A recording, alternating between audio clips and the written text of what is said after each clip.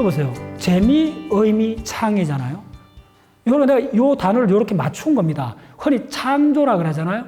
이걸 내가 창의성인데 이걸 창의라 맞춘 이유가 뭐냐면 의하고 요 의를 같이 맞춘 거예요. 그럼 이 창의는 뭐겠어요? 의미는 뭔지 알잖아요. 재미는 뭔지 알잖아요. 너무 구체적이고. 재미만 갖고는 중고등학생까지밖에 안 돼요. 어른이 어려운 걸 극복할 수 있는 건 의미가 있어서 그런 거예요. 자, 의미에 숙달된 사람이 뭐냐 하면 경력자고 전문가 수준까지 올라가요. 근데 우리가 궁극적으로 공부하는 거는 의미로서 끝나기 위해서 공부를 하는 게 아니잖아요. 새로운 세계를 만들기 위해서 하는 거예요. 구체적으로 새로운 의미를 만들어내기 위해서 하는 거예요. 그게 바로 창의요. 됐죠? 왜 지금 시대에 창조, 창의가 본질이 되어버렸냐면, 핵심이 됐냐면, 이 창의, 창조로 나가지 않으면 이 바깥에 일어나고는 환경에서 들어온 입력을 처리 못해요. 지금 코로나19가 들어왔는데 누가 살려줬어요? 바티칸 교황이 바티칸 광장에서 그래 눈물의 기도를 올려도 바이러스가 들어줬나요? 번지수가 다른 이야기를 하는 거예요. 이제 이해하셨죠? 지혜가 적용 안 되는 세계가 있어요. 오직 지식만이 구해줄 수 있는 세계가 있어요. 어쩌면 우주 전체에서 지식이 활용하는 것은 인간 사이밖에 없어요. 지혜가 활용하는 것. 지식은 우주 전체를 다 커버해요. 그래서 이 노행이라는 거예요. 그래서 우리가 왜 배워야 되는가 이거요. 왜 배워야 되는가? 살기 위해서 배워야 되는 거예요.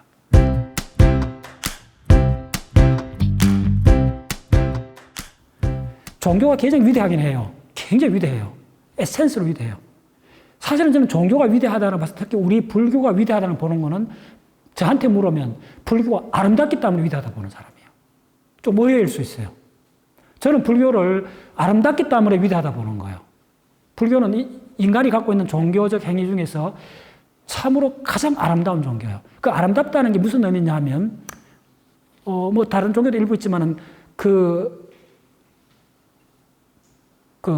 중용이라든지 과하지 않다는 이런 개념인데 이런 겁니다. 좀 구체적으로 얘기할게요.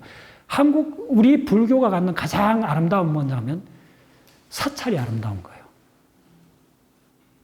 특히 내소사에 한 2월 달이나 이렇게 앙상한 겨울 저녁에 내소사에 한번 가보세요. 저는 거의 78년도 영수다는데 그때 30년 전에 내소사를 갔어요. 그 비포장도로로. 그 얼씬한 겨울 저녁. 아무도 없는 내소사에 제가 들어갔던 그날이 평생 잊을 수가 없는 거예요.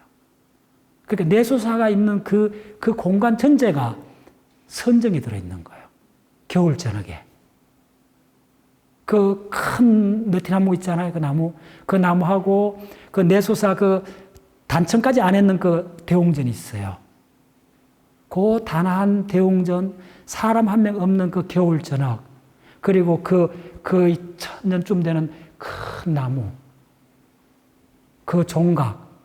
그래서 제가 혼자 이렇게 우리 몇 명이 갔지만 뒤에 우리 친구들이 따라오고 내 혼자 쑥 들어갔던 그날 저녁 그 내소사에서 보냈던 그 단 한 시간이 어떤 것도 바뀌어줄 수 없는 하나의 이미지로 남아있는 거예요. 예. 제가 아름답다 했을 때는 이 사찰하고 그걸 에워싸고 있는 그 산 전체가 선정에 들어있는 거예요. 그런 그 뉘앙스나 그런 아름다움을 풍기는 데는 저도 웬만히 많은 데서 가봤는데 전 세계 다녀봐도 이 한반도에 깊은 산중에 있는 이 사찰이 갖는 그 아름다움은 지구상의 어떤 민족이나 어떤 역사가 남겼던 유산보다 위대한 거예요. 예. 그게 아름다움인 거예요. 그래서 그게 사실 가장 깊은 아름다움은 큰 힘으로, 궁극적으로 그 사람의 삶의 방향을 결정지어줘요. 그런 그 바탕하에 이제 이런 여러 가지 공부들, 구체적 이론이 나가고 이렇게 전개돼 가는 거지. 그런 밑바탕에 칸트가 이야기했던 그런 숭고미입니다. 어떤 숭고한 것을 마주쳤을 때 전율하듯이 엄습해오는 그 무엇. 그게 궁극의 아름다움이에요. 그것이 그 사람이 어떤 학문을 하든 수도를 하든 그 밑바탕에 깔리는 거예요. 그 주춧돌이 없을 때 높은 건물을 지을 수가 없어요. 그래서 한국 불교가 사실 제가 봤을 때 가장 위대한 거는 아직도 지금 여러분들 하는 그 금강경들 있잖아요. 이걸 중국 사람한테 보여주면 못 읽어요. 뭡니까? 글자들이 다 바뀌었잖아요. 뭐라 그러죠? 공산주의 들어오면서 다 바뀌었잖아요. 간자체로. 못 읽어요. 근데 지금 우리가 보고 있는 한문 금강경 경전은 당나라 때 시대 그 문장들 그대로입니다. 그리고 이 성가라는 이 집단은 지구상에 제가 몽골도 사찰 많이 가봤어요. 몽골에 가면 쫑카파 그쪽에서 왔는데 거의 3만 명 되는 성녀하고 불자들이 박해를 받아가지고 스탈린 때 엄청나게 죽었습니다. 그 현장을 제가 다 가봤어요. 몽골 고비 사막을 6번 갔는데 최근에 갔을 때는 사막 한가운데 그 폐허가 된 사찰을 갔는데 그 법당 벽에 총알 자국이 다 박혀 있는 거예요. 눈물이 나요. 가보면. 그리고 지금 몽골에 가보면 사찰들이 간단 사원 몇 개 내놓고는 700개가 넘는 사원이 다 파괴가 됐어요.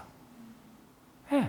그런 현장을 제가 처음 다 가보고 이렇게 느끼는 게 뭐냐 하면 우리 특히 이 한반도에 있는 특히 남한에 있는 남아있는 이 불교는 세계 문화 사상적으로 당나라 때 성가 이 시스템 그대로가 지금 동안과 하한과 시스템 다 그대로 남아있고 경전 그 전체가 우리가 한문을 하는 이 경전 자체가 당나라 때 쓰던 그 한자 그대로입니다. 지금 중국 사람은 못 읽습니다. 그래가서 가장 우리나라 사람들이 목이 힘들 때가 언제인 줄 알아요? 우리가 아는 예를 들면 금강경도 줄줄 해보면요. 저 사람들 깜짝 놀랍니다. 대단한 겁니다. 그게 지금 살아갖고 이 한반도에서 지금 이 현 시점에서도 이게 작동하고 있다는, 이 성가가 작동하고 있다는 이건 진짜 이 우리나라가 갖고 있는 정신사상적으로 진짜 드문입니다. 일본 불교도 조금 다르고, 다 알잖아요. 티베트 불교는 물론 밀교 쪽으로 하는데, 다 뉘앙스가 다른데, 우리나라에 있는 동안과 사한과 이 시스템하고, 이 봉암 결사로 해갖고 일어나는 최근에 이 선불교 종풍이라든지 이런 거는 세계 문화사적으로 대단한 겁니다. 예. 그래서 이 성가에 몸담고 있는 사부대중이나 스님들이나 저처럼 이렇게 속가의 사람들이 이런 하나의 이 문화, 우리나라가 갖고 있는 이 불교 문화라는 것이 얼마나 대단하다는 걸 이걸 다시 깨우쳐야 돼요, 사실은. 예. 그때 필요한 게 뭐냐 하면 항상 거듭나야 돼요. 자, 우리가 백제신라 고구려가 각축을 할 때 고성들이 다 있었어요. 고구려도 고성이 있었고 백제도 다 있었어요. 근데 왜 신라에서 삼국을 통일하고 그 후 뒤수습이나 우리나라 기본 틀이 만들어졌느냐 하면 그 신라의 위대한 스님들이 있었던 거예요. 의상 스님. 대표적으로 의상 스님 같은 분이 이 초토화되고 그렇게 많은 이 한반도에 피를 흘린 이걸 한 단계 성화시킨 거예요. 민중 속으로 들어가고 원료 의상의 그 민중 불교야말로 민중 속으로 들어가갖고 저보다 더 잘하시잖아요, 스님들이. 그게 거대한 문화운동을 했던 거예요, 간단히 말하면. 원효대사하고 요속공주 사이 이야기도 지금 불교학자들 어떻게 보느냐 하면 이 경전을 많이 만들어갖고 유포를 해야 되는데 이때 성녀 집단에서는 그 재력이 없으니까 왕권하고 연결을 하면 대규모 경전을 지을 수가 있는 거예요. 이렇게 해석하는 사람도 있어요. 무슨 이야기냐 하면 원효가 위대했던 거는 그때 당시에 불교를 한국, 중국, 일본 전체를 봐도 이렇게 민중 속에 들어가갖고 이 민중들과 함께 일어났던 이 위대한 전통들이 있는 거예요. 예. 보조스님도 그렇고, 예, 서산대사도 그렇고. 근데 지금 이제 봉암결사, 이제 고스님이 입장하셨잖아요. 그 봉암결사 쭉 해갖고 우리 불자들 다 알잖아요. 지금은 제가 봤을 때는, 예, 봉암결사를 이어갖고 다시 결사가 일어나야 된다 봐요. 예. 그 결사의 내용은 반드시 사이언스가 들어가야 돼요. 예. 예. 그래. 예, 그래요. 예. 사실 제가 모처럼 스님들 앞에 드리고 싶은 이야기, 그런 이야기입니다. 그래서 사이언스가 반드시 들어가서 이 사이언스를 포함한 이 한반도의 결사 운동이 일어나야만이, 예. 원효대사부터 쭉 해왔던 이 한반도의 이 정신 세계가 확장된 의식이 되면서 그때 우리가 2000년의 전통을 이어받는 거예요. 예. 이 불교가 다시 한번 해통을 해야 돼요. 원융 해통이잖아요. 그래서 그 해통하는데 지금 가장 이 전 세계를 움직이는 이 사이언스하고 이 불교가 해통을 해야 돼요. 예.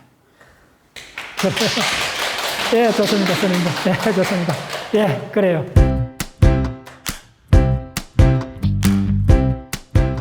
자, 그러면 제가 이제, 조금 하고, 이제 그 다음에 요게, 구체적으로 오늘 들어갈, 거의 4개 블락인데, 이게 거의 한 3개 블락을 차지했고, 마지막 블락으로 들어가는 것도 딱 하나만 들어가면 돼요. 채소 단위. 이 채소 단위를 갖고, 생로병사 쪽으로 잠깐 들어가보겠습니다. 요거는 뭐, 지금은 어쨌든 한 30%밖에 못 들어가고, 계량만 말씀드리고, 시간상으로 따로 이거는 사실은 뭐 한 20시간을 해야 돼요. 이쪽 세계는. 세포로 들어가고, 뭐 전부 다. 그래서 제가 그 김영사에서 생명은 어떻게 작동하는가를 4년 전에 책을 썼어요. 그 500페이지 책에 보면, 세포 속에 일어나는 걸 그림만 해도 200장 들어가 있어요.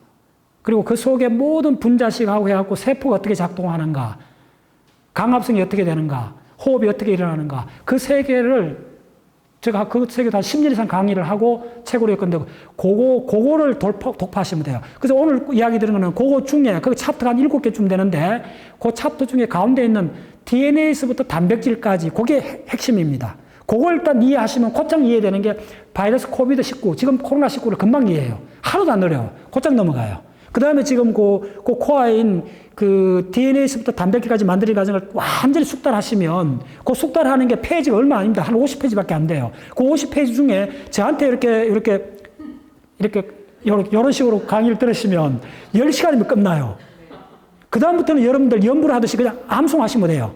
그 다음부터는 그냥 생활에 그냥 적용이 돼버려요.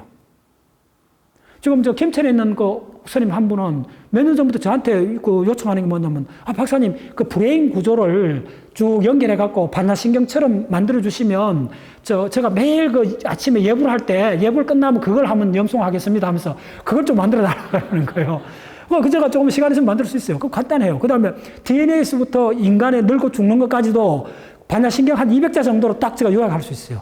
그러면 반사신경 신중단위 독송 딱 하시고, 그 다음에 그거 계속 하시면 돼요. 아미노산 20개 짝짝짝짝 하고 짝짝 해갖고, 그래서 생로병사 우리가 쫙 어떻게 되는가 쫙 할 수 있어요. 그래서 그런 모델이 암스카, 그 분자세포 생물학, 그 다음 브레인 뭐 전부 다 해갖고 이렇게 만들어나는 게, 그런 모듈이 100개가 넘어요. 그 100개 모델 중에 오늘 내가 어제하고 오늘 합쳐가 하나의 모델을 여러분들 제시해 드리는 거예요. 예. 오케이. 좋아요. 그렇게 들어가는 방법도 딱 하나요. 이 채소 작용으로 들어갑니다. 채소 단위. 자, 그래서 채소 단위는 뭐냐면, 오늘 도입부만 말씀드리겠습니다. 채소 단위에서 우리가 생명편으로 들어가면 생명은 세포입니다. 생명의 채소 단위는 세포입니다. 됐죠? 일단 세포로 보시면 돼요. 요 개념 하나만 해도 엄청난 겁니다. 뭐, 어마어마하게 생물학 1년 배운 거 나왔습니다. 생명 현상의 최소 단위는 세포다. 누구나 다 알고 있죠. 근데 그걸 그 정도로 격상해서 안 보기 때문에 우리가 처음부터 헷갈린 거예요. 어제 이야기했죠. 붓다가 왜 위대하냐. 제가 봤을 때는 붓다가 위대한 거는 가장 핵심이 뭐냐 하면, 자아가 없다는 그걸 천명하셨고, 또 하나는 뭐냐 하면, 고를 진리의 차원까지 올렸다는 거예요. 누구나 다 그 고통, 아픔을 느끼는데 이걸 그 개인의 아픔에서 인류 전체의 아픔으로 승화시켜 준 거예요. 그리고 그 모든 철학을 고성제라는 이 하나로 모은 거예요. 그 점이 위대한 거예요. 마찬가지로 여러분들이 오늘 저한테 강의를 듣다면 세포가 거의 고성제에 해당될 정도로 위대한 진리에 해당돼 이거 하나밖에 없다는 거예요. 생명의 채소단은 세포예요. 그 채소단이 하나로서 끝까지 살아가는 걸 박테리아라고 그래요. 됐죠? 자, 세포 단위로 구체로 들어갈게요. 세포 단위가 생명의 가장 본질이라는 게 뭐냐 하면, 자, 세포 단위가 있으면 세포를 쪼매는 사각형으로 생각해 보세요. 쪼매는 사각형이, 자, 채소 단위를 항상 이렇게 사각형으로 정사각형으로 그리면 돼요. 자, 이걸 내가 연결을 해 보겠습니다. 채소 단위를 한 7, 8개에서 한 10개를 가지를 자, 요거 채소 단위 하나인 걸 뭐라 그러냐면 박테리아라 그래요. 요 채소 단위가 뭐 대략 한두 개 가지를 긋고 요렇게 연결된 걸 뭐라 그러는지 알아요?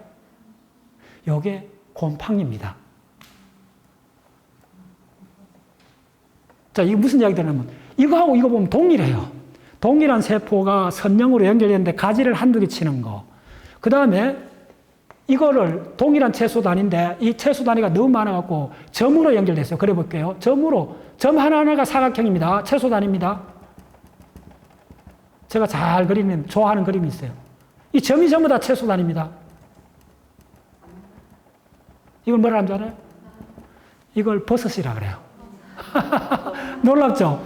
곰팡이하고 버섯이 같을 줄 상상도 못 했죠?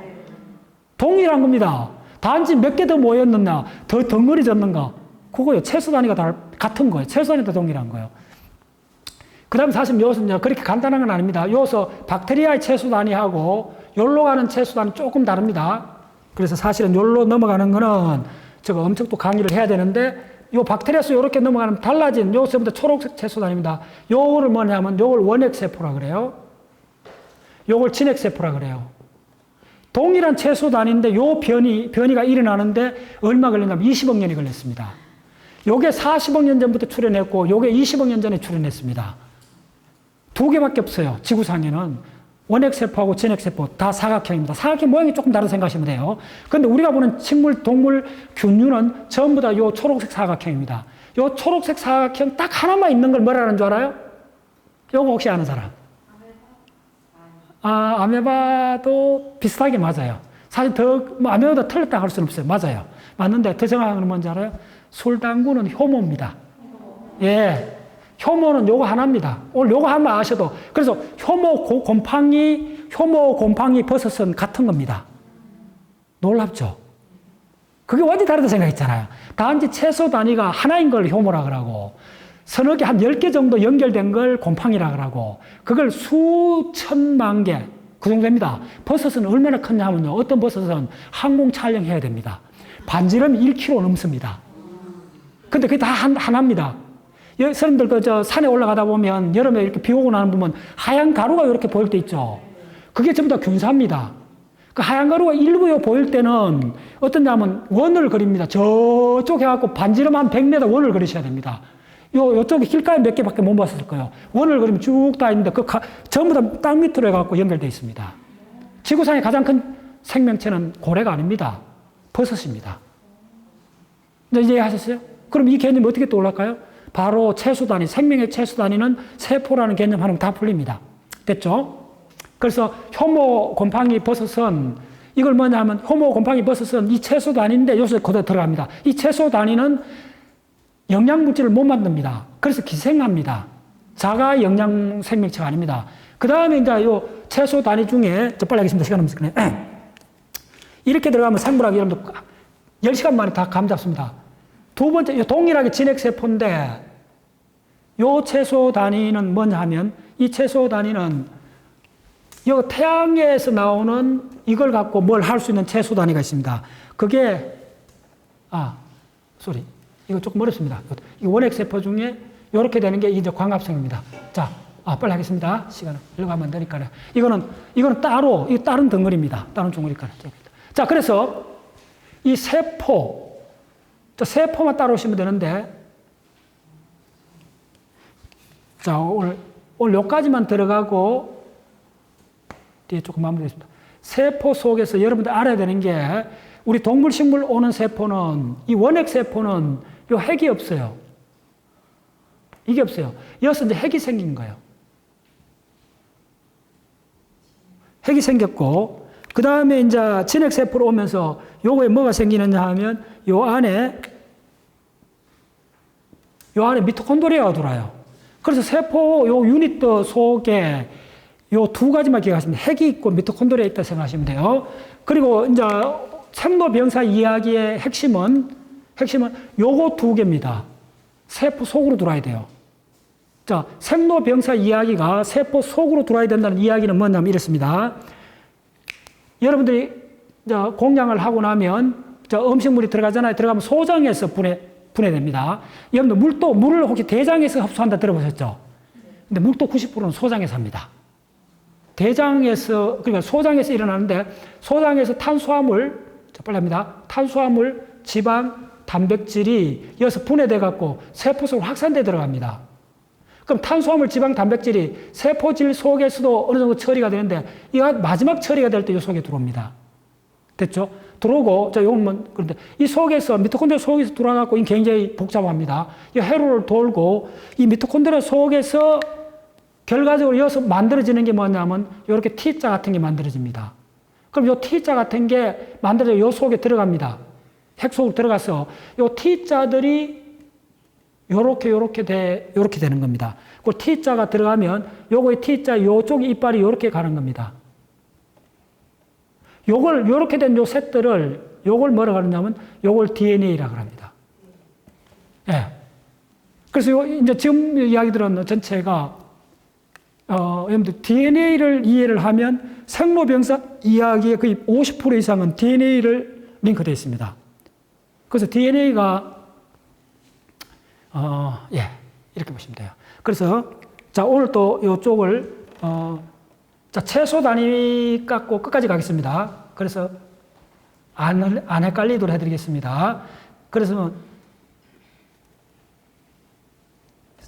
이쪽에는 생명은 채소 단위가 세포인데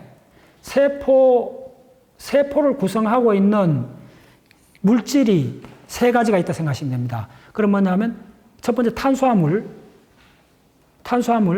그 다음에 단백질, 그 다음에 지방, 지질, 그 다음에 사실 이것도 좀 핵산이라는 게 있습니다. 요 네 가지만 아시면 돼요.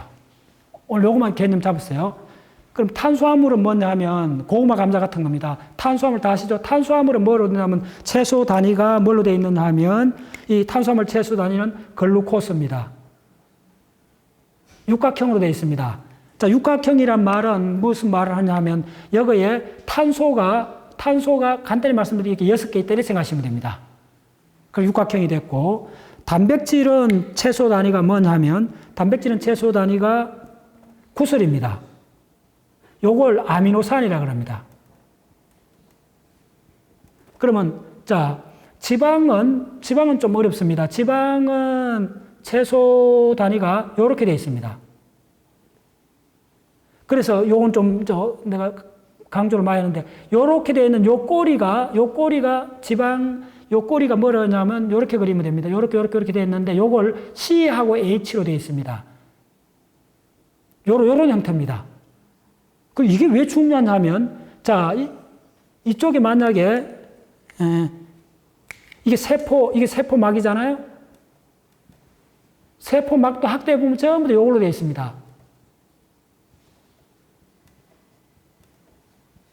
요걸 지방산이라고 합니다. 요걸로 되어 있어요. 자, 빨리 하겠습니다.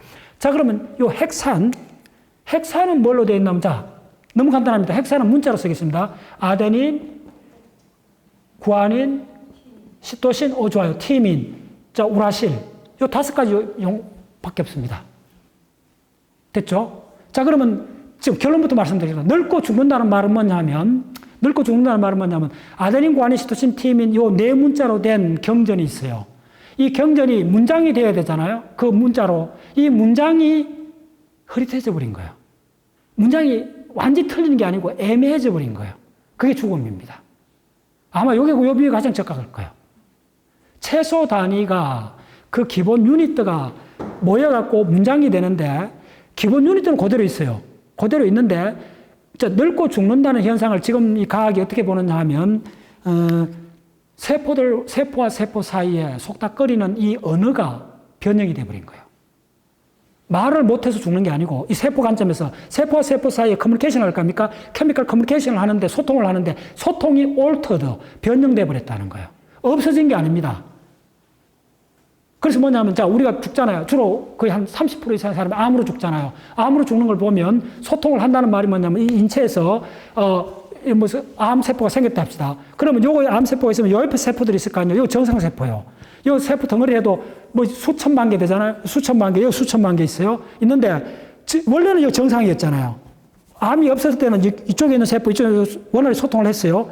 이쪽에 암이 생겼어요. 암이 생기면 암이 입이 3개잖아요. 한자로.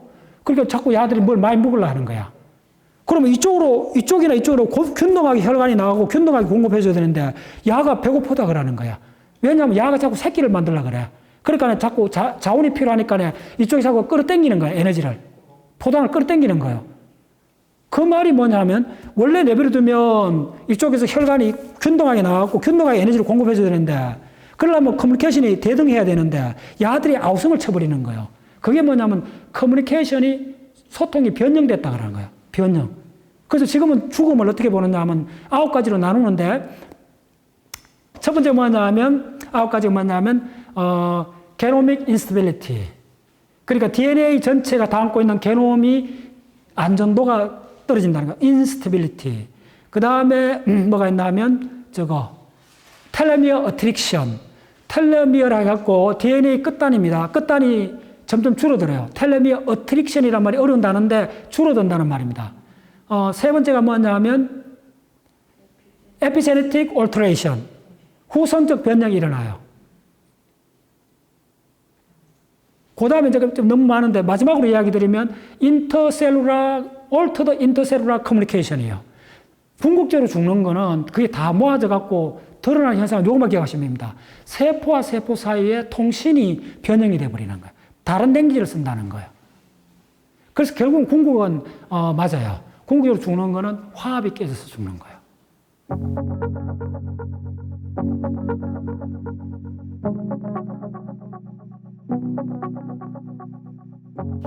그런 의미에서 이 인간들 사이에 화합, 대화, 커뮤니케이션이 세포상에서 커뮤니케이션이 단절되는 게 죽음입니다.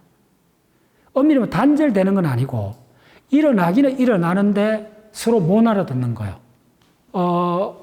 프로테오스타시스, 로스 오브 프로테오스타시스를 하는데 프로테인이 생성되고 분해되는 네이트가 균형을 잃어버립니다. 그래서 이 모든 게, 이 균형으로 들어갑니다.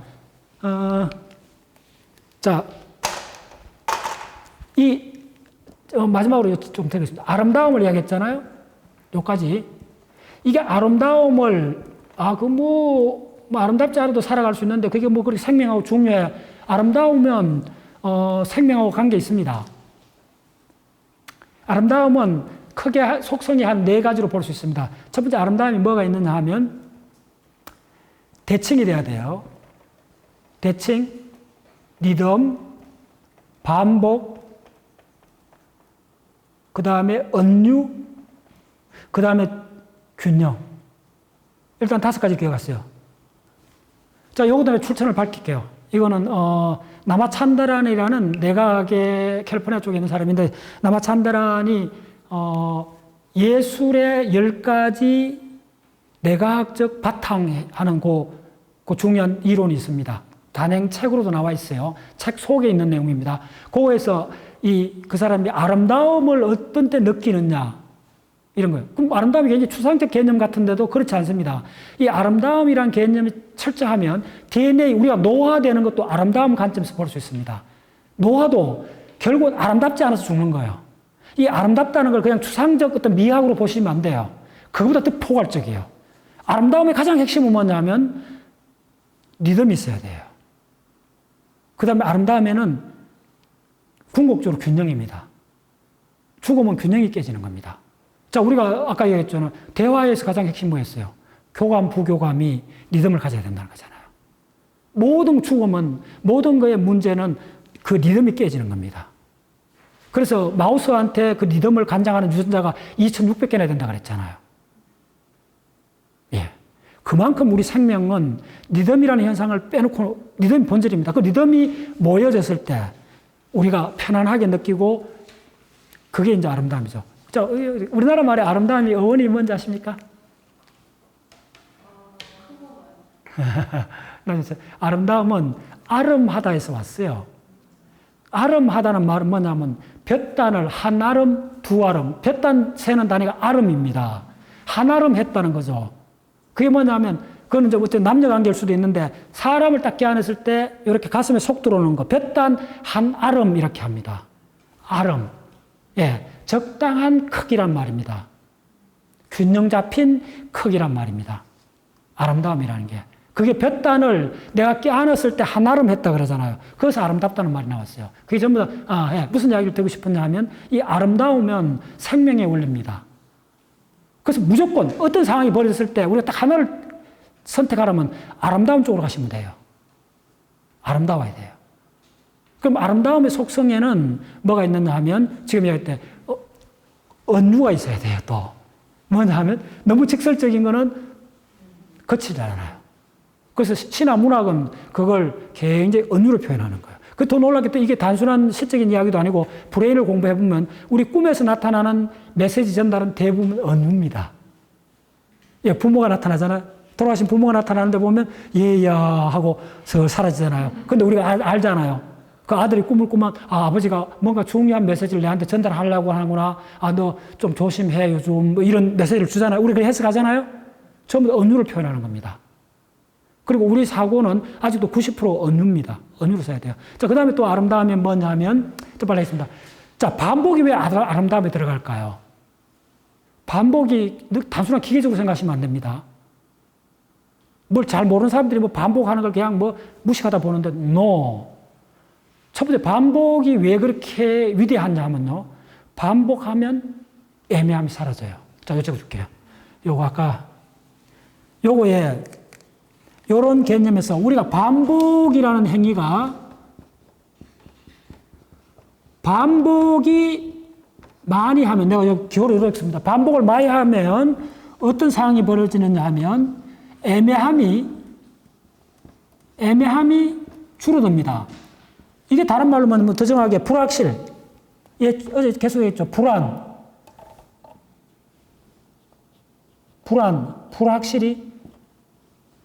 불확실히 줄어듭니다. 예, 왜 반복을 해야 되느냐? 반복을 하면 우리 애매함이 줄어든다는 말이 뭐냐면 내 행동이 일의적으로 스테이블해집니다. 김연아처럼 그 고난이도를 계속 반복했기 때문에 안 넘어지고 딱 설 수 있죠. 그 메커니즘 딱 하나밖에 없습니다. 반복입니다. 반복은 진짜 힘이 셉니다. 그리고 창의성의 가장 핵심 요소가 반복입니다. 자꾸 이걸 창의성과 반대된다고 자꾸 하기 때문에 사람들이 가장 큰 걸 놓친 거예요. 바로 그게 내가 이야기했잖아요. 이상 증거가 없잖아요. 가장 창의적인 사람은 가장 대가잖아요. 대가가 필요한 건 뭡니까? 반복입니다. 투여한 시간도 중요하지만 훨씬 더 중요한 것은 반복 횟수입니다. 왜 그럴까요? 반복하면 할수록 애매함이 줄어들기 때문에 그렇습니다. 그럼 선명해지죠. 분명해지죠. 네. 그리고 이거 굉장히 중요한 공식입니다. 제가 만든 거. 반복을 왜 해야 되느냐? 애매함이 줄어들어요.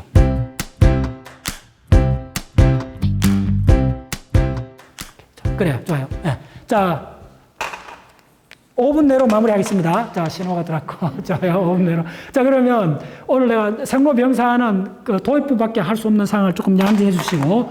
자, 그러면 도입부지만은 전체를 보여드릴게요.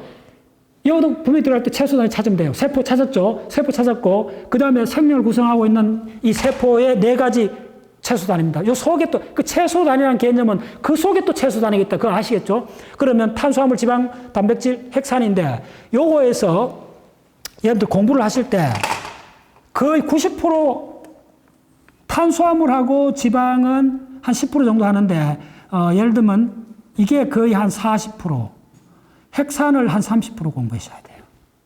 요거 2개만 정확히 하시면 돼요. 그럼 핵산하고 이 4가지 탄수화물, 지방, 단백질, 핵산은 자, 좋아요. 실제로 그러면 세포를 작용이란 관점으로 보면, 자, 작용이란 말이 또 되풀이 나오죠. 채소 작용을 볼 때 항상 작용이란 관점으로 자꾸 옆으로 보셔야 돼요. 세포를 작용으로 보면 세포는 단백질 공장입니다. 이렇게 기억하시면 돼요. 그래서 단백질만 아시면 돼요. 그러면 단백질은 또 어떻게 아느냐 하면 저 방식으로 공부하시면, 단백질은 채소 단위가 아미노산이에요. 아미노산이 모아지면 단백질이 되는데, 다 대충 알죠? 요 관계를 정확히 하셔야 돼요. 아미노산이 구설이면 단백질은 목걸이입니다. 끝. 무슨 말인지 알겠죠? 이렇게 기억하셔야 돼요. 채소 단위라는 걸 철저히 하시면 모든 학문이 그 다음에 여러분을 맞출 수가 있습니다. 자, 어떤 식으로 맞추는가? 자, 빨리 해보겠습니다. 오케이, 좋아요. 이렇게 되어 있습니다. 자, 요거는 다음 강의, 나중 강의도 강의 확장성이 있습니다.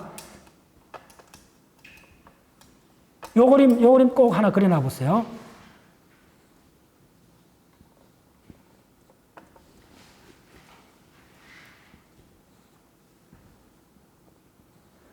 자, 어제 강의에서 가장 중요한 이야기 중에 하나가 뭐냐 하면 공간하고 시간을 4개로 나눴잖아요. 4개 나눴는데 어디 있나? 여기 있죠.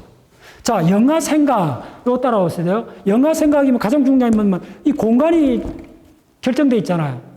공간이 결정되어 있고 유일하게 변수 바꿀 수 있는 건 시간밖에 없었죠. 그게 생각하고 영화잖아요. 명확히 이해됐죠? 자, 그러면 공간이 고정되어 있는 데서 정보가 들어오면 그 정보들을 할 수 있는 게 뭐냐면 이전 정보를 빼내야 되잖아요. 방을 비워줘야 새로운 사람 들어올 거 아니에요. 요 개념이요. 근데 방을 비워준다고 완전히 빠져나가면 거울 같아 갔잖아요. 없어져 버리잖아요. 그런 형태로 되는 게 아니고 공간에서 흔적만 남기는데 그걸 여기까지 다르게 이야기하면 공간 배치만 바뀐다는 거예요.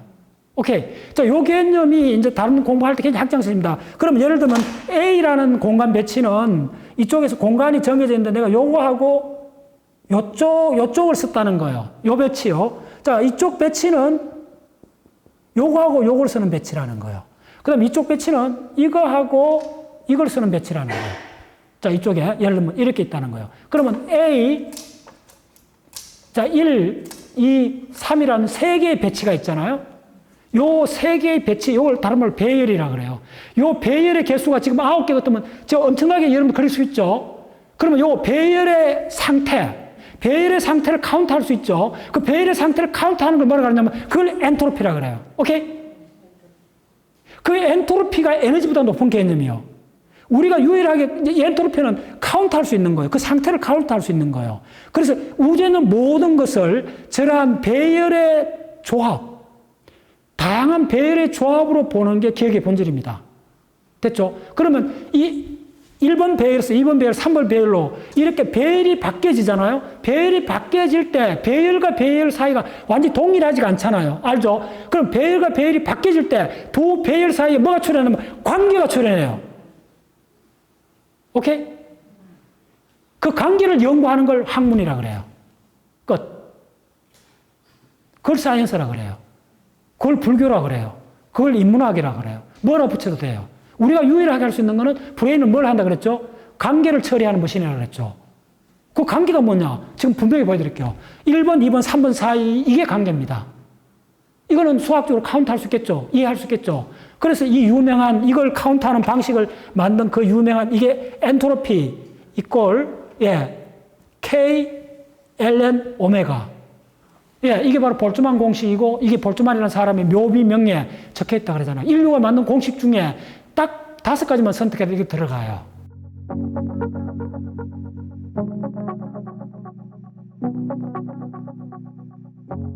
이걸로 통해서 우리는 흔히 말하는 불교의 삼라만상이라는 걸 그대로 몇 개인지 카운트할 수 있는 거예요. 아시겠어요? 그리고 이 카운트하는 이 상태가 고정되어 있는 거 아니고 내가 이거 1, 2, 3, 4 이게 하나의 기억들입니다. 됐죠? 이 기억들이 자 공간은 안 바뀌었죠. 공간의 테두리는 안 바뀌었죠. 오케이. 단지 배열만 바뀐다는 거예요. 무슨 배열? 내 브레인을 구성하고 있는 시냅스, 그 시냅스 사이에 분자들이 분출하고 있는 시냅스의 3차원 구조의 배열이 바뀐다는 거예요. 그래서 구체적으로 잠을 잘 때 이 스파인의 개수가 이렇게 만났던 이 시냅스 개수가 줄어들어요.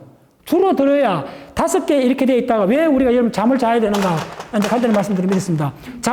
낮 동안에 학습을 하잖아요? 학습은 시냅스가 이렇게 5개 생겼다 합시다.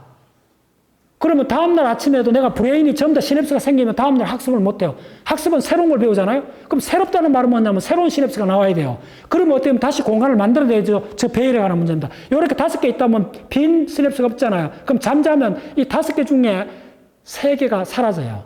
다시 열려요. 그럼 다음날 아침에 요 3개를 갖고 다시 학습을 할 수 있어요. 요렇게, 그 다음에 요렇게 되고 무슨 말인지 아시겠어요? 다 바뀐다는 거예요. 요게 학습입니다. 빈 공간을 만들어줘야 된다는 거예요. 아시겠어요? 요 개념입니다. 그래서 이 패턴이 바뀌는 거, 이 배열이 바뀌는 거. 그래서 우리 브레인은, 우리 인간은, 우리는 원자로 되어 있는 것이 아니고 원자의 배열로 되어 있는 겁니다. 오케이? 원자의 배열로 되어 있는 존재입니다. 그 배열은 매 순간 바뀌는 겁니다. 근데 그 면적은 그대로잖아. 이해됐죠? 그래서 제한된 공간에서 배열의 패턴이 바뀌는 거예요. 그래서 창의성에서 패턴을 인식하고, 그 다음에 패턴을 먼저 인식하고, 패턴을 지각할 수 있으면, 그 다음에 패턴을 내가 생성을 할 수 있는 거예요. 패턴의 생성 단계를 창의성이라고 그래요. 묘해요. 요런 배열의 하나하나를 지식이라 그래요. 이제 됐죠? 그러면 이 배열이 많은 사람하고 적은 사람이 보는 세계가 다양성이 달라지겠죠? 요겁니다. 그래서 이 다마지오가 평생 학문의 결과는 지식으로 가는 겁니다. 배열의 개수를 말하는 겁니다. 자, 베트남인데 배열이 몇 개밖에, 5개밖에 없다 그랬잖아요. 몽골은 5개밖에 없어요. 근데 깨닫기 시작하면, 제가 이제 몽골사도 나중에 강의를 했어요.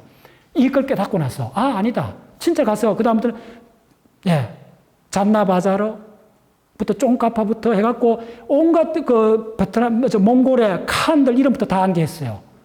몽골사를 완전히 다시 강의를 하게 됐어요. 그러고 났더니 내가 몽골을 그 초원을 가면, 그전에는 몽골의 하늘, 몽골의 암석, 몽골의 그 가축들밖에 안 보였어요. 근데 내가 이 몽골의 새로운 배열을, 새로운 지각의 문을 열고 들어갔더니 눈물이 막 쏟아져요. 아, 잊을 수가 없어요. 그 몽골의 위대한 시인의 시도 알게 됐고, 그 몽골의 유목민들의 그 마음속에 있는 그 무엇을 이해를 하게 된 거예요. 완전히 다른 세계가 펼쳐지는 거 보면서, 아, 나를 구원하는 거는 궁극적으로 지식이 하는 걸 알게 된 거예요. 지혜가 아니고. 그걸 첫째 어떻게 알게 됐나 하면, 그게 여러분들 다른 환경에 들어가면 처음에 몽골 그 6번 들어가는데 한 10년 전에 처음 들어갔을 때 어떻게 했나 하면 그 안에 들어갔더니 하루 종일 사막을 넘어가고 어디가 초원에 갔는데 큰 비석이 있는 거예요. 강개토토왕 비석만 해요. 높이가 2m 넘어. 그 문자로 막 적어놨는데 우리 아는 그 가이드가 아무리 설명해도 몰라 무슨 말인지. 나도 뭐 어쨌든 대단한 거야. 그 비석 하나로 갖고 건물이 있고 있는 거예요. 그 초원 한가운데. 이게 뭐냐 이랬더니, 아, 우리 가이드가, 우리 유로 아저씨가 짧은 우리나라 할 수 있어요. 박사님, 이거 하여튼 중요한 겁니다. 이라는 거예요. 뭐가 중요하냐 물었더니, 아, 자기는 잘 모르겠는데, 아, 글쎄요, 몇 년 전에 내가 터키 사람들을 한차 해갖고 일로 왔대. 자기는 몰랐는데, 터키 사람들이 그 비석을 보더니 다 울더래. 왜 나중에 이제 알게 됐는데 그 터키 비석에 투르크란 단어가 지구상에 처음으로 나타나는 비석이라는 거예요. 투르크. 들어보셨어요? 예. 케말 파샤가 다 알아야 되는 거예요. 그러니까. 케말 파샤가 1차 대전 끝나고 그 투르크족을 다시 모아갖고 터키라는 그 나라를 세울 때 투르크 말을 쓰는 사람들을 모아갖고 터키라는 나라를 만들었어요. 투르크가 터키입니다. 그 영어로 바뀌어가 터키입니다. 투르크가 우리는 국사 시간에 돌골로 배웠던 겁니다. 돌골이 투르크고 투르크가 터키입니다. 그러니까 이 터키에 있는 그 사람들이 언어학자들이요. 역사학자들이요. 왔으니까 그 사람들이 그 터키란 이 국명이, 이 민족명이, 그 언어명이 투르크란 단어가 지구상에 처음으로 출현하는 그 비밀을 보니까 눈물이 안 나겠어요? 네. 여러분들 지금 교보 서점에 가면 그 비문의 주인공이 누구냐 하면 겔티켄이라는 장군입니다. 그게 후 돌골, 그 후 투르크 역사를 공부해보면 그쪽에 일리칸이 나오고 빌케칸이 나오고 하는데 그 장군인데 자기 형을 으쌰으쌰 해갖고 칸으로 만들어주고 겔티켄이라는 장군은 우리나라 같으면 김유신 장군쯤에 해당해요. 아니야, 이수신, 김유신 합친쯤 되는 사람이요. 그 겔티켄이 해가 뜨는 지역에서부터 해가 지는까지, 동해에서부터 카스피해까지 거의 8,000km 유라시아 대륙을 다 점령한 사람이요. 그 비문을 보면 앞쪽에는 투르크 문자로 써 있고 뒷면에 그 비문을 써놓은 게 뭐냐 하면 한자로 적혀 있어요. 우리 읽을 수 있어요. 여러분들 가시면 읽을 수 있습니다. 그 비문을 하사한 사람이 당현종입니다. 자, 우리나라에 어떤 임금이 있다 해도 그 비문을 당나라 황제들이 보내준 비문이 있나요? 없잖아요. 그 정도로 한 장군의 죽음에 당현종이 비문을 하사하는 거예요. 그리고 그 만들 수 있는 그 전체 다 그 보시를 해갖고 했는데 그 빌게칸하고 그 겔티켄이 있었을 때 그 국력이 당나라하고 막 싸울 수 있는 그 국력을 가졌어요. 그래서 터키를 다시 공부하셔야 돼요. 그러니까 내가 그전에 내가 몰랐어요. 그 얼마나 당혹했겠어요. 우리 회원들 30명 인솔해 가갖고 나도 조금 이렇게 안다고 폼 잡아야 되는데 이 2m짜리 비문이 쫙 있는데 이게 뭔지 모르는 거예요. 그런 걸 하면 탁 당하고 나면요. 지식이 궁극적으로 우리를 구원한다는 걸 알아요. 지식입니다. 지혜가 아닙니다. 이제 자, 새로운 지각이 열린다는 무슨 말인지 아시겠어요? 이 세계는 다층적으로 돼 있어요. 그 다층적 세계를 우리가 받아들이기 위해서 가장 필요한 것은 지식입니다. 구체적 그거에 대한 지식입니다. 그리고 그 지식에 의해서 세계상이 얼마나 고등하게 분별되는가에 따라서 내한테 표상되는 세계는 그만큼 다채로워지는 겁니다. 그래서 오늘 강의를 요약하면, 요약하면 이렇습니다. 그러면 그 많은 다층적이고 복합적인 이 세계상을 접근하는 방식은 최소 단위를 찾으시라는 거예요. 그래서 모든 거 최소 단위가 있어요. 그 최소 단위를 찾으면 다 풀리는 게 뭐냐면 그 최소 단위는 스스로 자력 작용을 해요. 그래서 링크를 해요. 이걸 뭐라 그러냐면 중첩 현상입니다. 그래서 제가 지금 계속 전체 했던 공부를 저는 한마디로 들으면 우주에 있는 모든 거는 전자와 양성자와 강자의 무한 중첩일 뿐이라고 제가 10년 동안 이야기를 하고 있습니다. 궁극적으로 이 세 가지밖에 없습니다. 그 궁극적 세 가지가 꽃이 피고 돌이 생기고 지구가 생기고 우리 언어가 생기고 불교가 생기고 경전이 만들어지고 모든 것도 이 전자와 강자와 양성자의 무한 중첩 137억 년 동안 전개된 그러한 중첩 현상밖에 없습니다. 그래서 우주의 궁극적인 최소 단위는 전자와 광자와 양성자입니다. 그 전자와 강자와 양성자가 결합을 해서 그 세 개의 상호작용에서 탄수화물 포도당이 출현합니다. 그걸 강합성이라고 합니다. 그 강합성을 분해해서 만들어지는 게 핵산입니다. DNA하고 RNA가 나옵니다. 그 DNA, RNA의 상호작용을 생명이라고 합니다. 간단히 이야기하면. 그 전체의 기본 유닛들에 연결된 문장이 점점 가면서 이로드가 됩니다. 허스부지 약간 흐릿해지는 현상, 애매해지는 현상이 죽음입니다. 그러면 자, 내가 지금 올해만 해도 한 10시간 강의했던 내용이 뭐냐면 그러면 흐릿한 문장을 다시 쌩쌩한 문장으로 바꿔놓을 수가 없느냐. 문법에서 많이 오탈자가 생기고 문장 구조가 엉성해져 버린 이 문장을 어떻게 하면 원본으로 되돌릴 수 있는가. 그게 지금 분자세포 생물학에서는 가장 핫이슈입니다. 인류가 드디어 다시 우리가 젊어진 시대로 거꾸로 젊어질 수 있다는 게 최근 학계에서는 이쪽으로 가고 있습니다. 인류한테 가장 위대한 선물이 지금 펼쳐지고 있어요. 다시 돌아갈 수 있습니다. 돌아가려면 내가 40대, 30대, 10대로 돌아가려면 내 그때 원본이 있어야 되잖아요. 그 원본을 찾아냈습니다, 지금. 이게 노아의 종말이라는 책 한 권의 주제입니다.